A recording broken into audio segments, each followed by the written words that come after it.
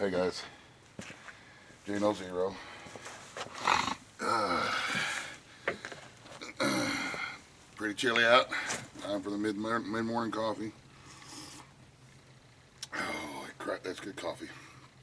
I'm been getting some questions about where I get my the Frog Toad coffee, and I'll put a link. Even though he didn't really want me to, I'm gonna go ahead and put a link to where you can buy some of this coffee in the description box because I've been getting, like I said, I've been getting a lot of questions about it. And it's super great coffee, and it's cheap enough to where it can be my EDC or everyday coffee, so it's recommended. I had a question posted on my channel page. She says her and her husband are just getting into prepping and they don't know where to start, and there's so much information out there, and they're just kind of overwhelmed with all of a sudden wanting to do everything at once, I guess. Well, and I'm by no means an expert. I don't believe in the whole expert thing. Prepping is very personal. It's a personal, my family prepping. It's not. I can't tell other people how to do for their family, or other people how to do for themselves. But what I looked at was my geographic location. What is the most likely localized event that's going to happen? Do I live in a hurricane zone? Do I live in Tornado Alley? Do I live on an earthquake fault line? For me, out here in the hills, we have thunderstorms and winter storms that'll knock the power out and make the roads impassable. And it's more of a weather-related scenario for me that's going to lead me to an on our own situation. So that's the first thing that I look at. What is the most likely event that is going to leave me on my own? Secondly, I looked at how many people I have. I have 6 people in my family, one of them being handicapped. So that was the next thing that I looked at. How many do I have to provide for on a daily basis if we were on our own? And make note of that. If you have people that are going to possibly be coming to your place, or if you have a different location that you're going to bug out to, then you can make those long-term preparations there. There will probably be people coming here, so I try to get extra whenever I can. If I find stuff on sale, or we get an extra deer, throw it in jars, and so on and so forth. Another thing that I looked at was do I have the capability of producing my own where I'm at? And for me, I do. We grow a garden. We have animals. A lot of folks in the cities and the suburbs, they don't have gardens, or they can't have animals, and that's okay. You can get a dehydrator and a canner and can and dehydrate your own provisions for long-term storage.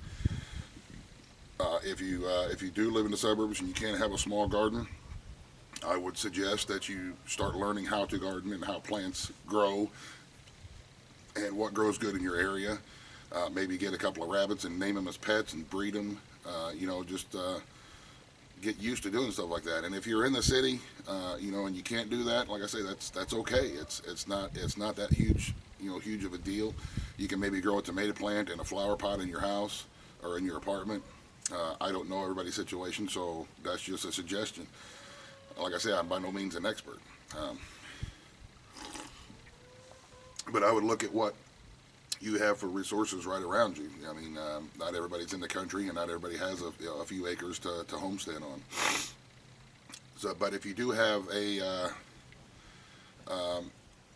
possibility of providing some of your own food, then I would take advantage of that and start learning about that.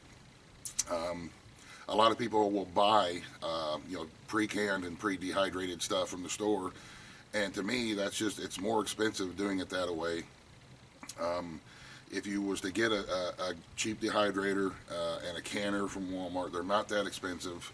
It's a little bit of an initial investment, but it's worth it in the long run because you're canning your own stuff, which is, my personal opinion, better quality. And once you have a pressure canner, you can can anything.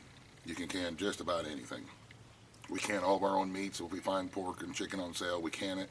and preserve it. It's good for 3 or 4 years on the shelves, you know, as we're rotating it through and using it up and putting more in behind it. We have a dehydrator. We dehydrate our own vegetables and our fruits and stuff like that. And there's lots of great information on YouTube from people who are a lot better at it than I am. So I have a few canning videos and a couple of dehydrating videos to give people some ideas on dehydrating leftovers and whatnot. But that is where I would start, and that's where I did start. Was looking at what my family would need. What is my location? What is the likely event that's going to happen? Is there going to be others coming to me, or am I going to be going someplace else? If your plan is to bug out to a different location, or that I wouldn't have a couple of 100 jars worth of stuff jarred up and canned up, because you're not going to be able to take it with you unless you plan on hunkering down for a while, which is also good.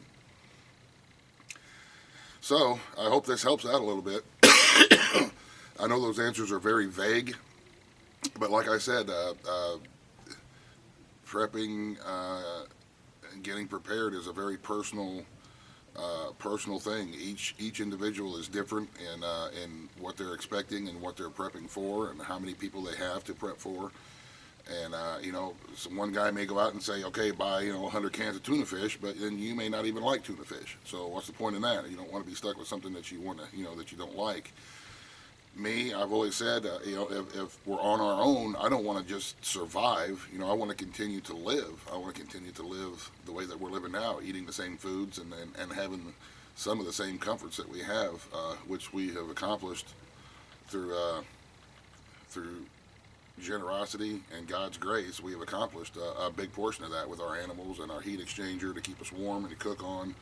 There's the solar lights and the solar panels to charge batteries. And that's where we are right now. So like I say, I hope this helps out a little bit.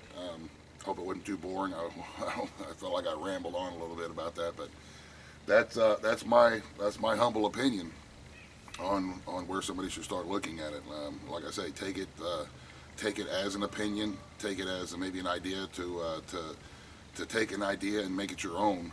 And go from there, because I just don't believe the expert prepper thing. I just don't believe that somebody can tell somebody else what they need to do. I think if you sit down with a piece of paper and outline your goals and what you want to accomplish for yourself and for your family, I think that's probably the best way to approach it. So there you go, guys. Like I said, I'll put a link down in the description box for the coffee. Anybody else has any questions or comments, feel free to leave them. I'll do my best to answer them. I do read all the comments. I typically don't have enough time to sit and answer every comment. I do try to answer the private messages.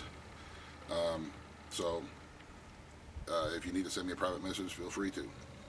Or if you have a video response or something that you want me to share with other folks, then attach it and I'll put it out there. So.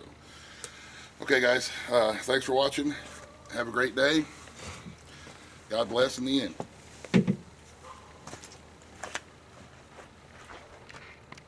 Buzz, buzz, the end.